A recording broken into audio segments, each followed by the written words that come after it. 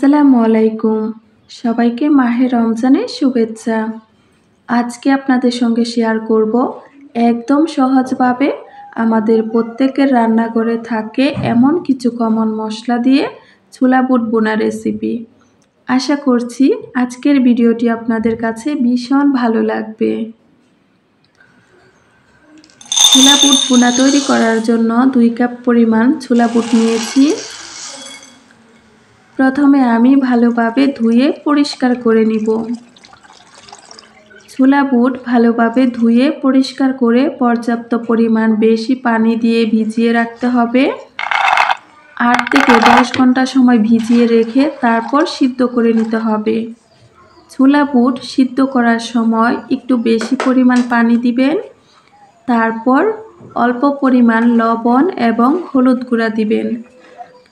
হলুদ গুঁড়া ছোলা বুট সিদ্ধই যদি আপনারা দেন তাহলে সিদ্ধ করার পর ছোলা বুট দেখতে অনেক বেশি ভালো লাগবে। এই পর্যায়ে আমি একটি আলু 4 টুকরো করে দিয়েছি।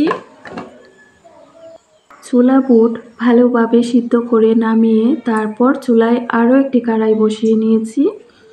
পরিমাণ মতো রান্নার তেল দিয়েছি এবং পেঁয়াজ কুচি দিয়েছি। তেল এবং পেঁয়াজ কুচি আপনারা চাইলে কম বেশি করে নিতে পারেন। এই পর্যায়ে আমি 2টি শুকনা মরিচ, 2 টুকরো দারুচিনি, 4 টুকরো এলাচ, 2টি তেজপাতা 4 টুকরো করে দিয়েছি। তারপর ভালোভাবে নেড়েচেড়ে পেঁয়াজ বেরেস্তা করে নিয়েছি। এখন আমি 1 চামচ পরিমাণ রসুন বাটা, 1 চামচ পরিমাণ আদা বাটা দিয়েছি। আদা রসুন বাটা ভালোভাবে কষিয়ে নেওয়ার পর 1 চামচ পরিমাণ হলুদ গুঁড়া দিয়েছি, 1 চামচ পরিমাণ ধনিয়া গুঁড়া দিয়েছি, 1 চামচ পরিমাণ ভাজা জিরার গুঁড়া দিয়েছি। তারপর ভালোভাবে তেলের মধ্যে ভেজে নিয়েছি। এখন আমি 2টি টমেটো টুকরো করে দিয়েছি। তারপর অল্প পরিমাণ পানি দিয়েছি।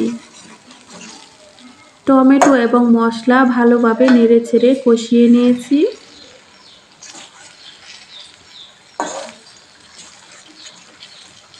এখন আমি কয়েক টুকরো ক্যাপসিকাম দিয়েছি। এটা অপশনাল, আপনারা চাইলে দিতে পারেন অথবা স্কিপ করতে পারেন। কাঁচামরিচ কুচি দিয়েছি। তারপর সিদ্ধ করা ছোলা দিয়েছি। ছোলা সিদ্ধ করে নেওয়ার পর ছাঁকনি দিয়ে আমি পানিটা ঝরিয়ে তারপর মশলার মধ্যে দিয়েছি। আপনারা ছোলা বুট সিদ্ধ করে নেওয়ার পর ঠান্ডা পানি দিবেন না, এতে ছোলা বুট শক্ত হয়ে যায়। তারপর আমি আলু দিয়েছি।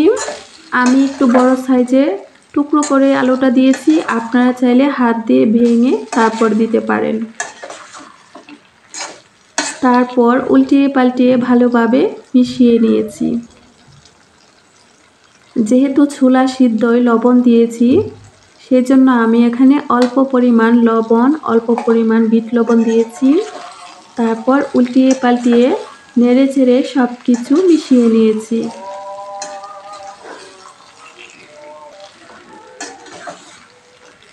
আমাদের আজকের ছোলা ভুনা রান্নাটা একদম লো হিটে আমি করেছি। চুলার আগুন লো হিটে আপনারা রান্নাটা করবেন এবং ছোলা বুট ভালোভাবে সিদ্ধ করে নেবেন। ছোলা বুট রান্না করার সময় কোনো পানি লাগবে না। এখানে আমি ধনিয়া পাতা কুচি দিয়েছি এবং পেঁয়াজের পাপড়ি টুকরো করে দিয়েছি। ছোলা বুট ভুনায় যারা পেঁয়াজ কুচি খেতে পছন্দ করেন, কাঁচা পেঁয়াজের পরিবর্তে আপনারা পেঁয়াজ কুচি অথবা পেঁয়াজের পাপড়ি ঠিক এইভাবে দিয়ে হালকা একটু সিদ্ধ করে নেবেন।